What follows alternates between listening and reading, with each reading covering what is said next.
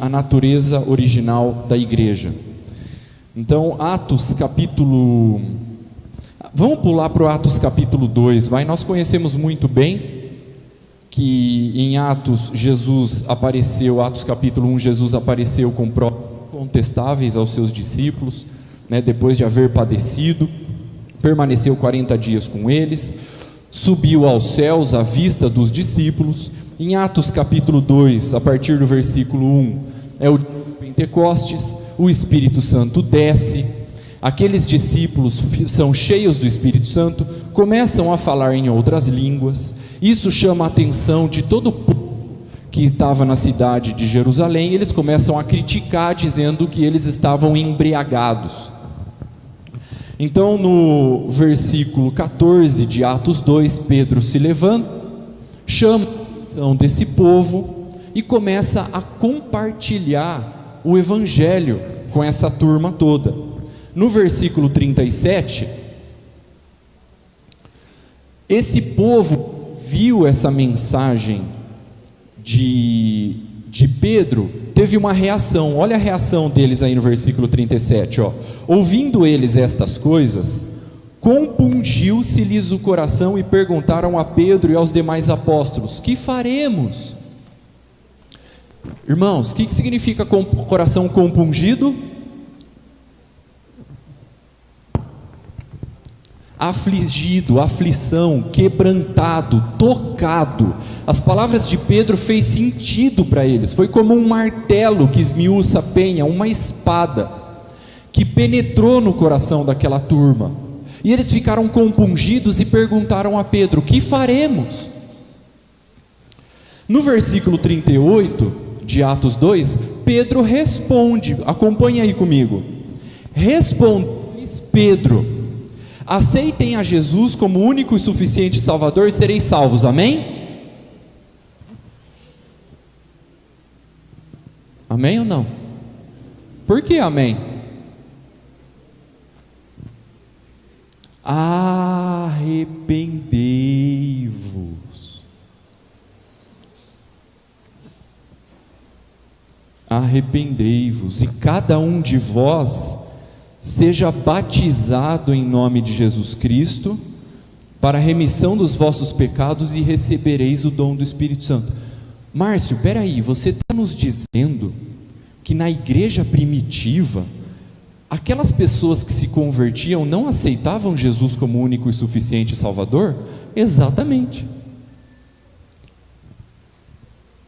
Na igreja primitiva, aqueles que se convertiam não aceitavam Jesus como único e suficiente Salvador. Eles não vinham lá na frente, levantavam a mão e repetiam a fórmula: eu aceito Jesus como meu único e suficiente Salvador.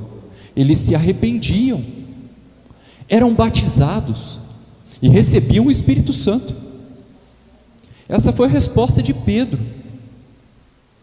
Então, se entrar uma pessoa que não é convertida por aquela porta agora, e chegar aqui e nos dizer assim: eu quero ser salvo, quero ser um discípulo de Jesus, o que eu tenho que fazer? O que nós vamos responder para ele? Que ele tem que se arrepender, que ele tem que ser batizado e que ele tem que receber o Espírito Santo. Se a gente estiver proclamando para o nosso parente no Natal, ou para o colega de trabalho, ou na faculdade, e essa pessoa quer ser um discípulo de Jesus, quer se converter, quer ser salvo, o que nós vamos falar para ele? Que ele tem que se arrepender, que ele tem que ser batizado e que ele tem que receber o Espírito Santo. É assim que faz. Muito bem. Naquele dia, e no versículo 41, diz que foram batizados, tendo um acréscimo de quase 3.000 pessoas. Aonde que foi isso? Em que cidade? Na cidade de Jerusalém. Isso estava ali no capítulo 1 de Atos, eu pulei para a gente ganhar um pouquinho mais de tempo aqui. Então, o que aconteceu? Na cidade de Jerusalém tinha alguns discípulos que receberam o Espírito Santo, começaram a falar em línguas, chamou a atenção do povo da cidade que criticaram eles. Pedro se levantou, começou a pregar o evangelho, eles ficaram compungidos e Pedro disse que eles tinham que se arrepender, ser batizado e receber o Espírito Santo. Naquele dia houve um acréscimo de 3.000 pessoas os que foram batizados. Aonde isso? Na cidade de Jerusalém. Tinha Antes do Pentecostes, tinha aproximadamente 120 discípulos. Só que esses discípulos, que eram 120 na cidade de Jerusalém, agora eles eram mais de 3.000.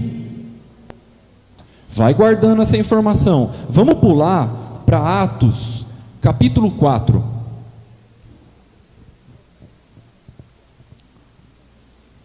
Houve uma cura de um homem que estava enfermo no final do capítulo 3. No capítulo 4, Pedro prega o evangelho novamente. E no versículo 4 do capítulo 4, olha o que acontece: muitos, porém, dos que ouviram a palavra, a aceitaram, subindo o número de homens a quase 5.000. Opa, era 120, foi para mais de 3.000, agora 5.000. Aonde isso? Na cidade de Jerusalém. Então nós estamos testemunhando aqui o nascimento da igreja, como a igreja nasceu. Ela nasceu no coração de Deus, antes da fundação do mundo, e aqui na terra nós estamos testemunhando agora, nessa leitura, de como ela nasceu aqui, lá na cidade de Jerusalém. Começou com 120, em Atos 1, cresceu para 3.000, agora mais de 5.000. Agora vamos pular para Atos, ainda no capítulo 4, versículo 32. Olha o que aconteceu com aqueles 5.000 que estavam na cidade de Jerusalém, aqueles 5.000 discípulos que haviam se convertido, haviam passado pelo novo nascimento. Olha o que aconteceu com eles. Da multidão dos que creram, já perdeu a conta. Era 120, foi para 3, foi para 5, agora era uma multidão, perdeu a conta já. Aonde isso? Na cidade de Jerusalém. Da multidão dos que creram, eram o coração e a alma. Ou seja, todos os filhos de Deus da cidade de Jerusalém, todos eles congregavam juntos e formavam e conformavam a única igreja que tinha naquela cidade. Tinha 12 apóstolos, mas cada apóstolo não edificava a sua denominação particular. Eles conformavam o único presbitério da única igreja que tinha naquela cidade. Era uma multidão, mas dessa multidão era o coração e a alma. Não havia divisões.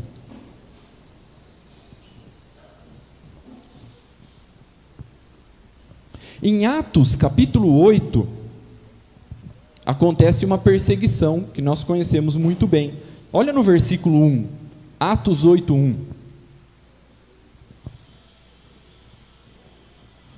Atos capítulo 8, versículo 1. E Saulo consentia na sua morte, na morte de Estevão, que acontece no capítulo 7. Naquele dia levantou-se grande perseguição contra a igreja em Jerusalém. Eu te pergunto, quantas igrejas tinha na cidade de Jerusalém? Uma. Como você sabe? Porque está escrito. A igreja. Se a nossa professora de português estivesse aqui, ela ia falar que a é artigo definido do singular. E se tivesse mais de uma, ia estar escrito as igrejas. Mas aqui não está escrito assim. Aqui está escrito a igreja. Isso não é um detalhe menor. Por exemplo, vamos abrir em 1 Coríntios 1. Nós vamos ver isso se repetindo. 1 Coríntios capítulo 1, versículo 1. Paulo, chamado pela vontade de Deus para ser apóstolo de Jesus Cristo e o irmão Sóstenes. Verso 2: a igreja de Deus que está em Corinto. Epa, peraí, quantas igrejas tinha na cidade de Corinto? Uma. Como você sabe que tinha uma? Porque aqui está escrito a igreja. Se tivesse mais de uma, estaria escrito as igrejas. A igreja de Deus, porque pertence a Deus, não pertence a nenhum apóstolo, nenhum pastor, porque ele é o único cabeça e fundamento da igreja. A igreja de Deus, que está na cidade de Corinto. Por isso, a epístola de Paulo aos Coríntios. Coríntios não era o nome da igreja, Coríntios eram os habitantes que estavam na cidade de Corinto. Quem mora em Corinto são os coríntios, quem mora em Tessalônica são os tessalonicenses, quem mora em Agudo são os agudenses, quem mora em Bauru são os bauruenses, quem mora em Teresópolis são os teresopolitanos.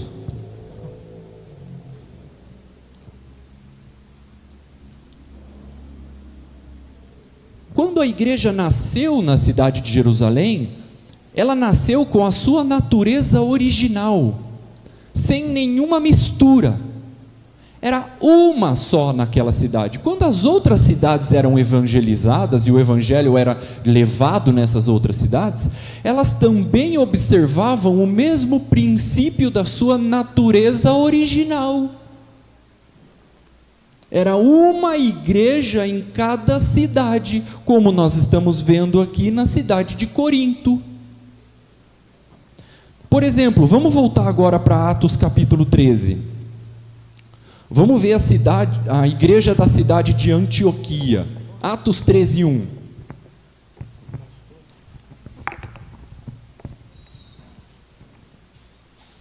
Atos capítulo 13, versículo 1.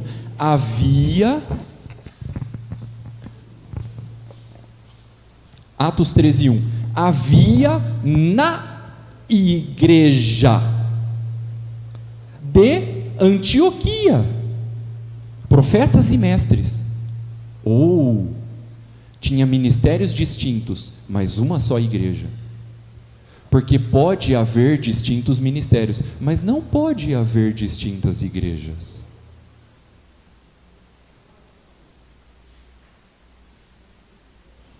Quantas igrejas tinha na cidade de Antioquia?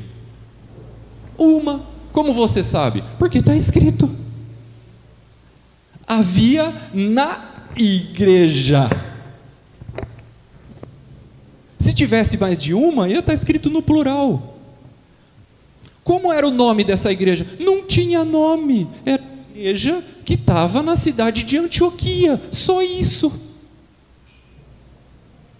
Como era o nome da igreja que estava na cidade de Jerusalém? Não tinha nome.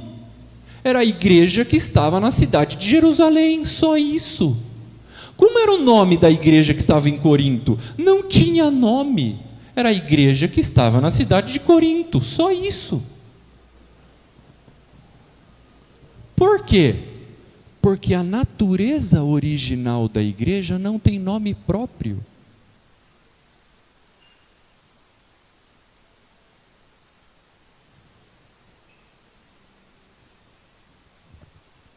É só igreja. É só igreja. Ponto final. Sem nenhum adjetivo. Sem nenhum acréscimo. Só igreja. Ponto final.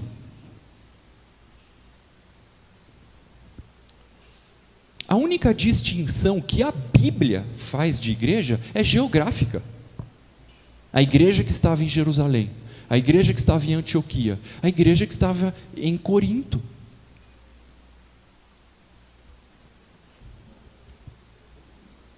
Agora, que exemplo da igreja da cidade de Antioquia para todos nós, não é verdade? Porque havia profetas e mestres que conformavam o único presbitério da única igreja que tinha na cidade de Antioquia. Os profetas não fizeram a denominação deles, e os mestres não fizeram a denominação deles independente e separada dos profetas. Não, tinha ministérios distintos, mas uma só igreja. Essa é a sua natureza original.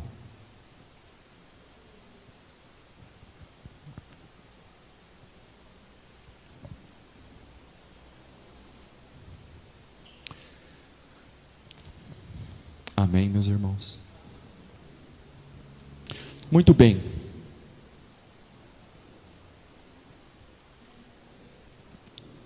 Paulo era um apóstolo de Jesus Cristo. Havia sido um dos homens mais usados por Deus para estender o evangelho e fundar igreja em cada cidade e nações do Império Romano. Tinha dons e virtudes ministeriais excepcionais.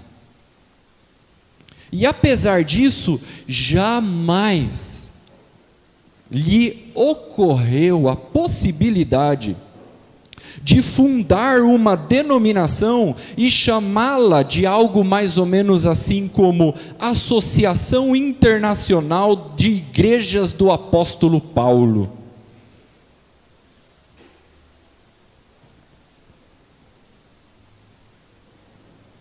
Ele poderia ter tido a maior denominação de sua época. Por que ele não fez isso? A resposta é muito simples.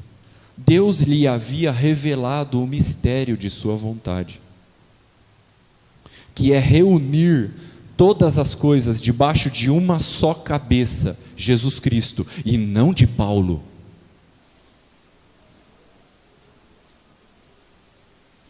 Paulo sabia que o fundamento da igreja é Jesus Cristo e não um apóstolo.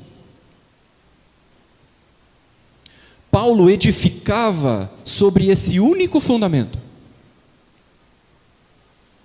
Paulo era consciente que a igreja pertencia a Deus. Paulo se fazia servo da igreja e não senhor. Paulo sabia que apropriar-se de cada igreja fundada por ele em cada cidade seria uma traição.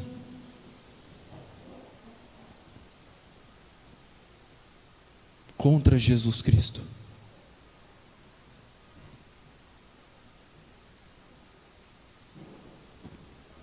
Desvendando-nos o mistério de sua vontade de fazer convergir em Cristo todas as coisas, tanto do céu como a da terra, Efésios 1, 9 e 10. Ele é a cabeça do corpo, da igreja, Colossenses 1, 8. Porque zelo por vós com zelo de Deus, visto que vos tenho preparado para vos apresentar como virgem pura a um só esposo, que é Cristo. 2 Coríntios 11, 2. A natureza original da igreja não tem nome próprio. É só igreja. Ponto final. É uma só em cada cidade.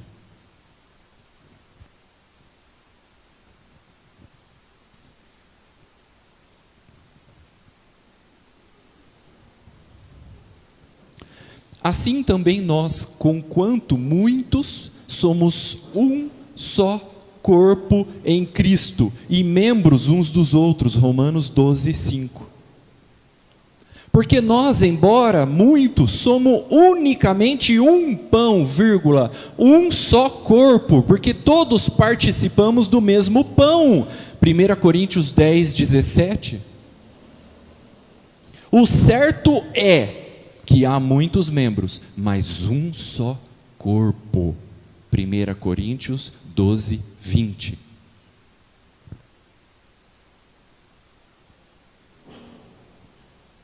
Imagina se Paulo tivesse aqui do meu lado agora. Oi Paulo, muito prazer, meu nome é Márcio. Oi Márcio, muito prazer.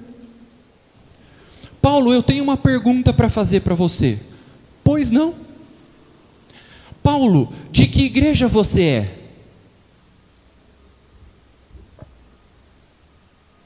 Existe outra?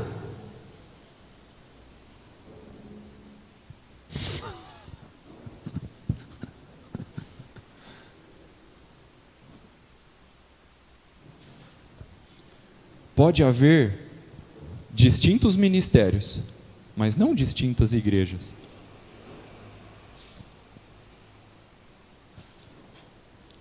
O que é igreja? Igreja não é um edifício material, de tijolo e cimento. É uma comunidade formada por pessoas redimidas pelo sangue de Cristo.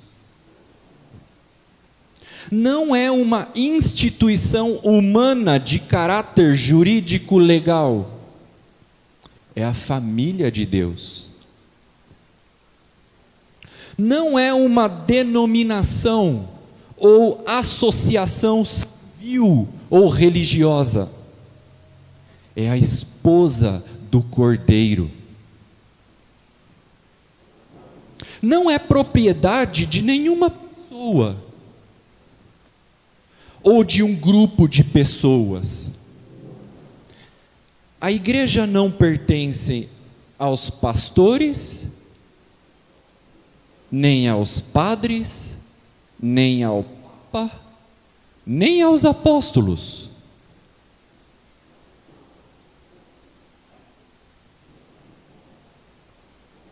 A igreja é um só dono: Jesus Cristo.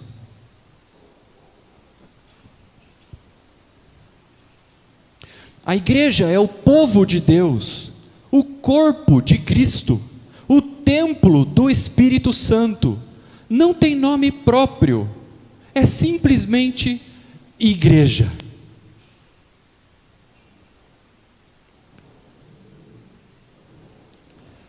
Erramos quando dizemos: eu vou para a igreja, eu moro a 4 quarteirões da igreja. A igreja não é um edifício material, isso aqui é só um prédio, muito bonito. E apesar disso, apenas um prédio, de tijolo e cimento. Igrejas são pessoas que passaram pelo novo nascimento, quando se arrependeram, foram batizadas e receberam o Espírito Santo. Atos 2:38. De modo que nós não vamos na igreja, nós somos igreja.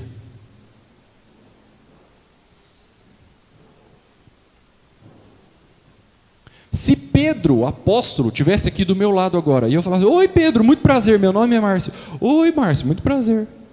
Pedro, eu tenho uma novidade para te contar. Nós estamos pintando a igreja. Pintando a igreja, Márcio? Ah, já sei o que você quer dizer. Você está dizendo que as irmãs estão na frente do espelho se maquiando? Isso é pintar a igreja?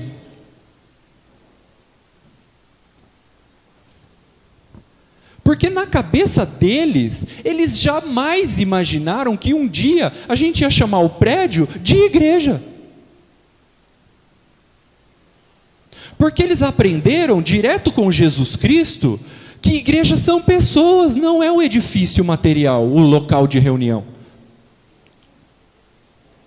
De modo que se você ainda fala: eu vou para a igreja, eu moro a 4 quarteirões da igreja, eu esqueci a minha carteira na igreja, eu sugiro que você mude a sua frase.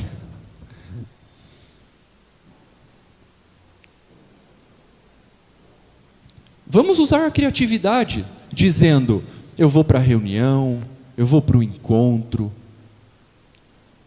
eu vou para a comunhão lá junto com os irmãos, eu vou para o local de reunião, eu vou para o ajuntamento santo.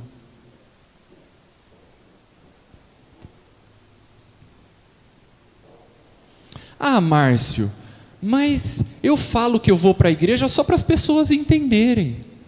Mas, irmão, se a gente continuar falando, nós vamos perpetuar o erro. O erro serve para a gente aprender, não para repetir.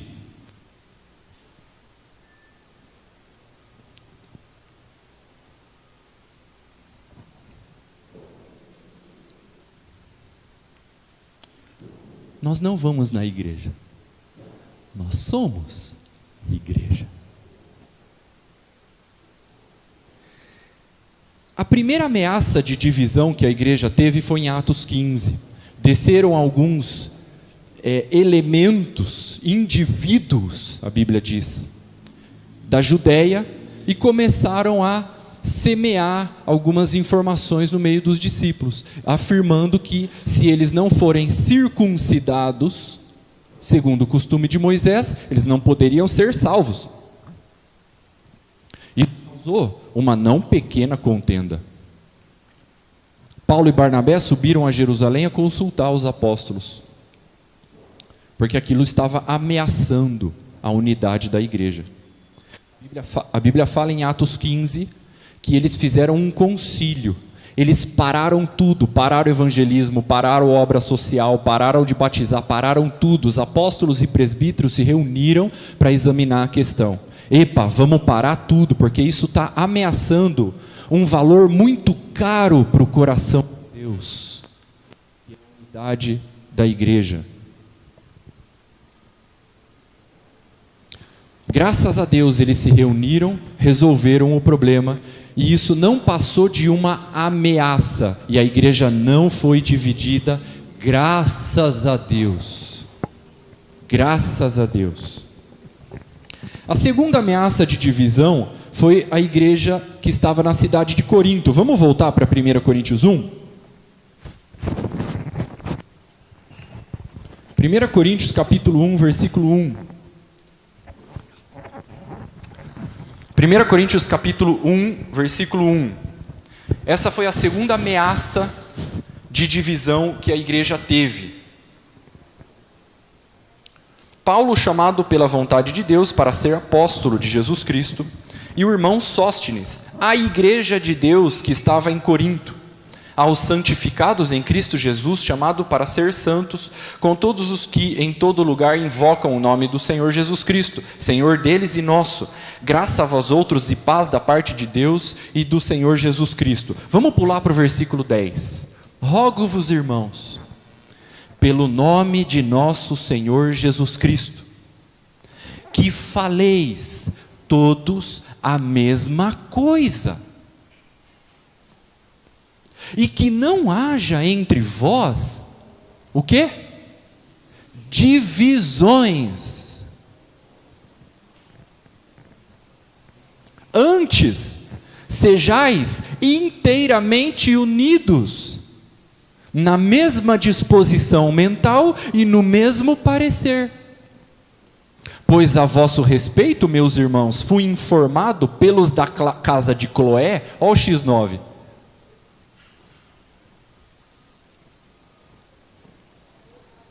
tem que falar mesmo, porque tem que falar. Quando ameaça a unidade da igreja, tem que falar. Que há contendas entre vós, verso 12, refiro-me ao fato de cada um de vós dizer, eu sou de Paulo, eu de Apolo, eu de Cefas e eu de Cristo. Agora Paulo dá um grito. Acaso Cristo está dividido?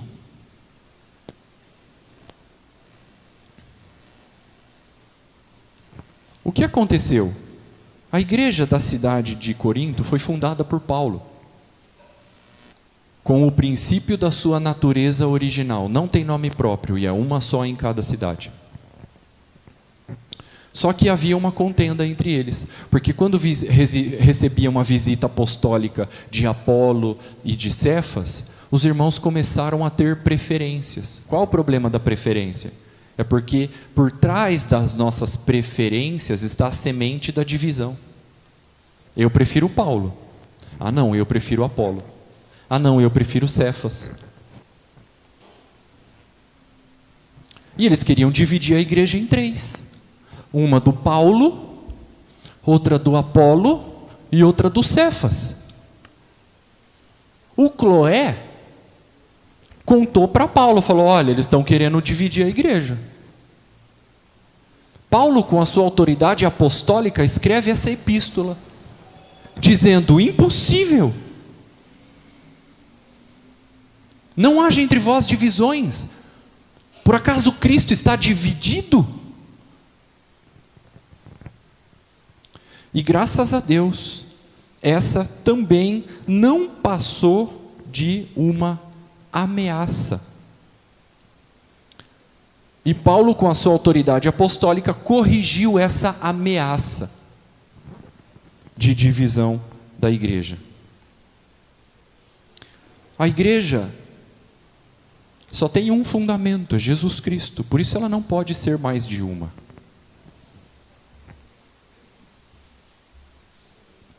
E ninguém pode lançar outro fundamento, além do que já foi posto, que é Jesus Cristo.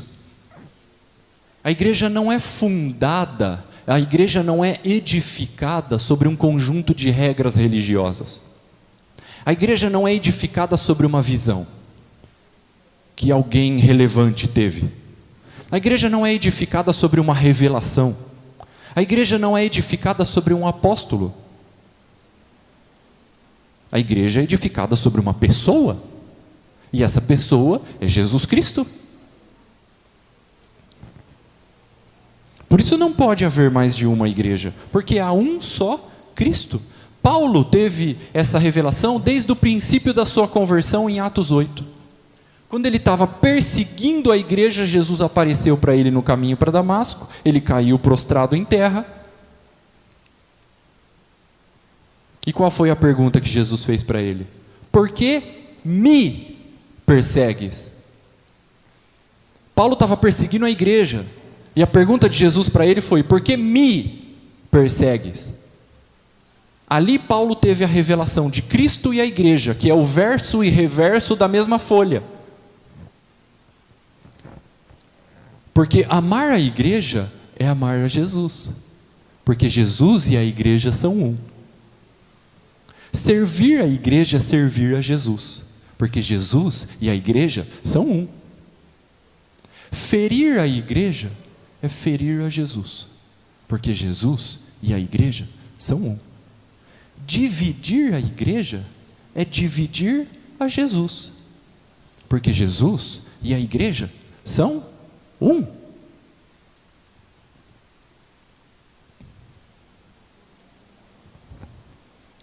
O problema da igreja da cidade de Corinto é que eles eram carnais. No capítulo 3 fala que havia contendas entre eles. E Paulo não pôde falar a eles como a homens espirituais, que tinham estatura espiritual, porque eles eram meninos, crianças em Cristo. E como sabe que são meninos e crianças em Cristo? Porque havia contendas, brigas, raiz de amargura, competições, inveja, ciúmes, ambições pessoais, divisões.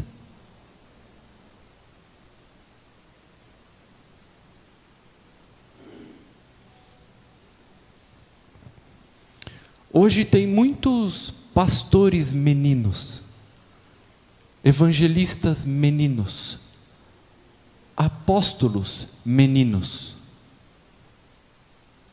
Mas o Senhor quer nos chamar a assumir uma postura de homens espirituais, maduros, para acabar com essa carnalidade que só provoca divisões na sua noiva.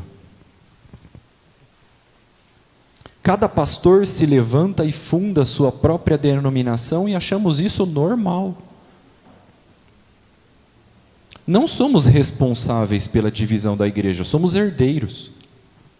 Mas nós somos responsáveis por não perpetuar a divisão da igreja na nossa geração.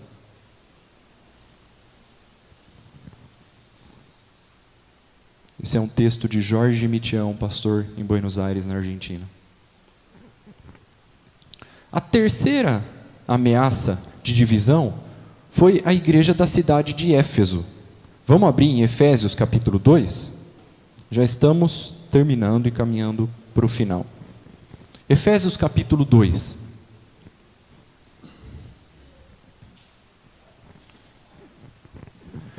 Aqui, nós vemos a igreja da cidade de Éfeso. Mas nós precisamos entender uma coisa. Na igreja da cidade de Éfeso, havia discípulos judeus e discípulos gentios. Os judeus e os gentios tinham uma divisão ancestral e cultural entre eles. Mas quando eles receberam o Evangelho, eles entenderam que em Cristo Jesus, eles eram um. Então a igreja, a única igreja da cidade de Éfeso que não tinha nome próprio, era conformada por discípulos judeus e discípulos gentios. E em Cristo eram um, e aquela divisão cultural que havia entre eles tinha acabado. Acontece que ali os discípulos judeus se sentiam discípulos de primeira categoria, porque Jesus veio para os seus. E olhavam com desprezo e com desdenho para os discípulos gentios, e queriam impor sobre eles as suas tradições caducas e judaicas. E aí alguém teve uma ideia. Bom, já que Deus é um Deus de paz, então vamos dividir a igreja em paz. Vamos fazer duas igrejas na cidade de Éfeso, uma igreja dos gentios e uma igreja dos judeus. Chegou isso aos ouvidos de Paulo, lá vai ele escrever outra carta. E aí ele escreve no capítulo 2, no versículo 11: portanto, lembrai-vos de que outrora gentios na carne, chamados incircuncisão, por quem? Por aqueles que se intitulam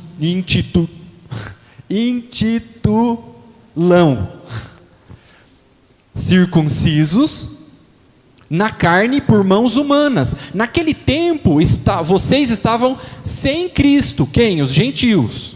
Estavam sem Cristo, separados da comunidade de Israel e estranhos às alianças da promessa, não tendo esperança e sem Deus no mundo. Verso 13. Mas agora em Cristo Jesus, vocês que estavam longe foram aproximados pelo sangue de Cristo. Verso 14. Porque Ele é a nossa paz. Ah, então peraí. A paz não é ausência de guerra, isso é trégua. A paz é uma pessoa. E essa pessoa é Jesus Cristo. Porque Ele é a nossa paz, verso 14, o qual de ambos povos fez um. Que ambos povos? Os judeus e os gentios. De ambos povos fez um, derribado a parede de separação que estava no meio, vírgula, a inimizade. Havia uma inimizade entre os judeus e os gentios. Essa era a parede. Só que essa parede foi derribada por Jesus Cristo, porque Ele é a paz de ambos povos. E em Cristo Jesus, ambos povos se tornaram um. Verso 15, aboliu na sua carne a lei dos mandamentos na forma de ordenanças, para que dos dois criasse em si mesmo um novo homem, fazendo a paz. Verso 16, e reconciliasse ambos em um só corpo com Deus, por intermédio da cruz. Nós não precisamos promover a unidade, Jesus já promoveu a unidade na cruz, nós só precisamos andar nisso.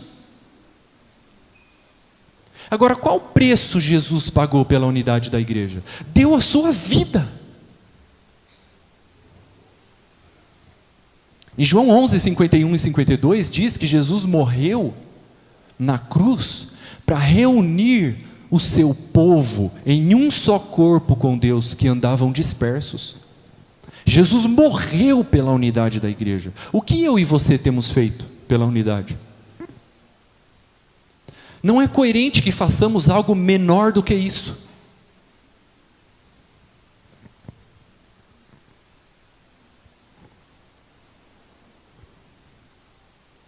Mas hoje, para nós, a unidade é assunto de discussão. Para Jesus é caso de vida ou morte.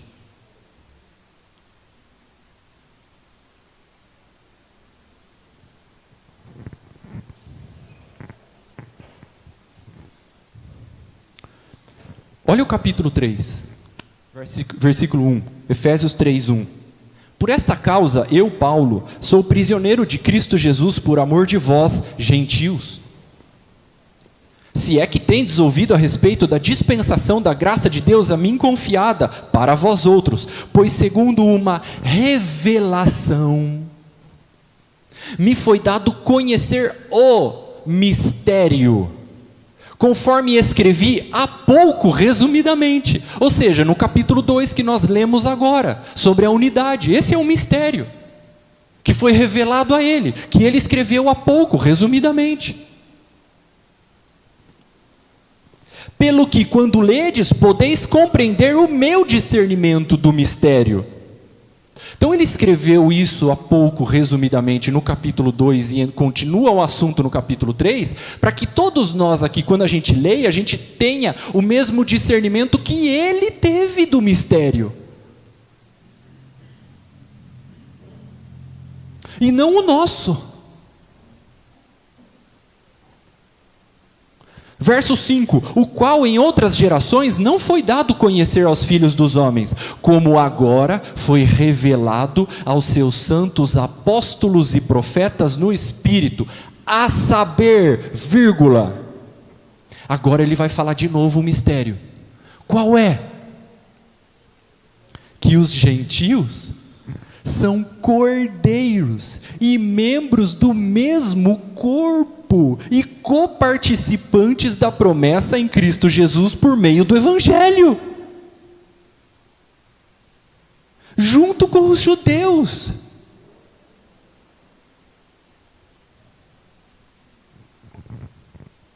O que é isso? A unidade.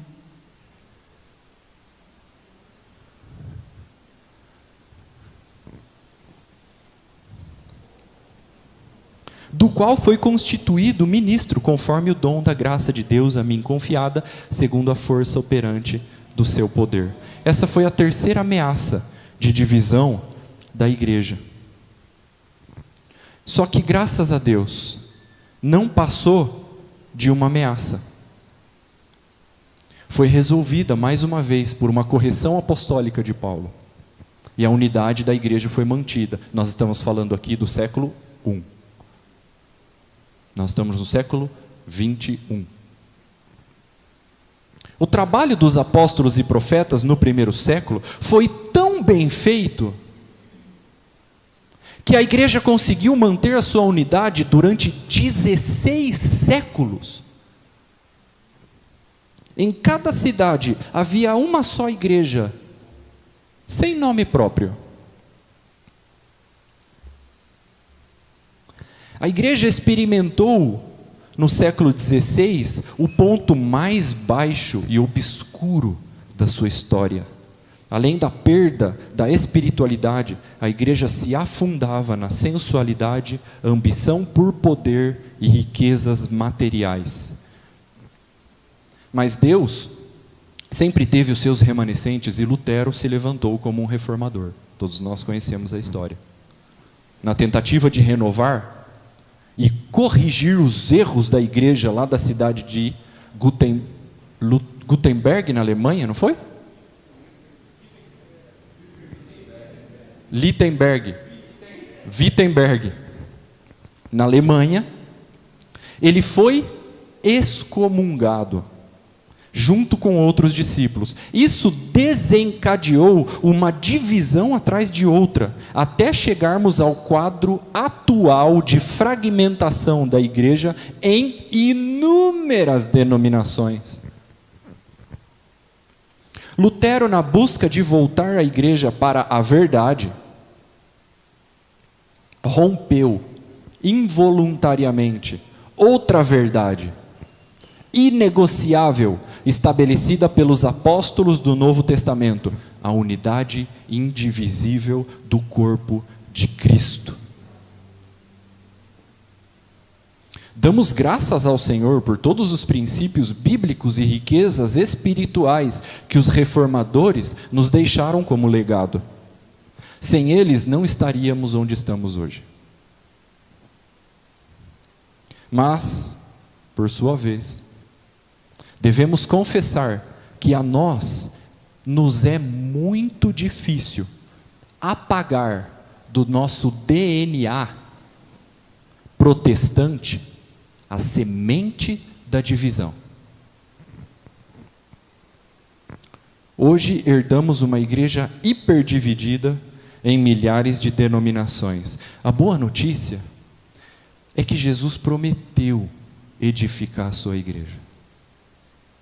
E Ele prometeu que as portas do inferno não vão prevalecer.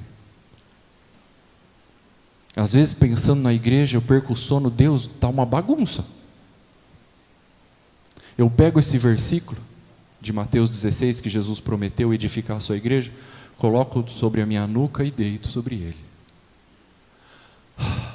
O Senhor prometeu, Senhor. E o Senhor fará.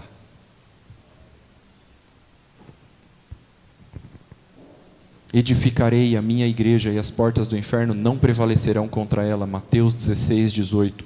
Cristo amou a igreja e a si mesmo se entregou por ela, para que a santificasse, tendo-a purificado por meio da lavagem de água pela palavra, para apresentar-se a si mesmo, igreja gloriosa, sem mácula, sem ruga, nem coisa semelhante, porém santa e sem defeito. Efésios 5, 25 ao 26. A oração de Jesus não vai ficar sem resposta. A fim, Pai, a fim de que eles sejam um, para que o mundo creia. João 17, 21.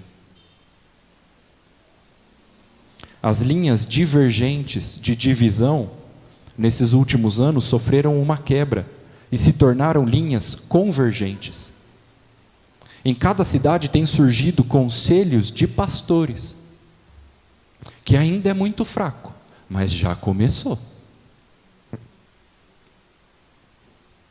Que mesmo sendo de denominações diferentes, se reúnem para orar pela cidade uns pelos outros. Há conselhos de pastores em algumas cidades que estão se desenvolvendo em direção à unidade da igreja. Por exemplo, quando eu fui para a Argentina, tem uma comunidade de discípulos lá, que é fruto da unidade de 4 congregações, que aconteceu não faz muito tempo, na década de 60, 70 ou 80. Na cidade de Jundiaí, perto de São Paulo, também tem uma congregação lá, que é fruto da unidade de 4 congregações. Isso aconteceu nesses últimos 10 ou 20 anos, não faz muito tempo. Quando eu fui em Santiago, no Chile, lá também tem uma comunidade, uma congregação, que é fruto da unidade de 3 congregações que estavam divididas, que começaram despretensiosamente, pastores se encontrando, tomando café e conversando.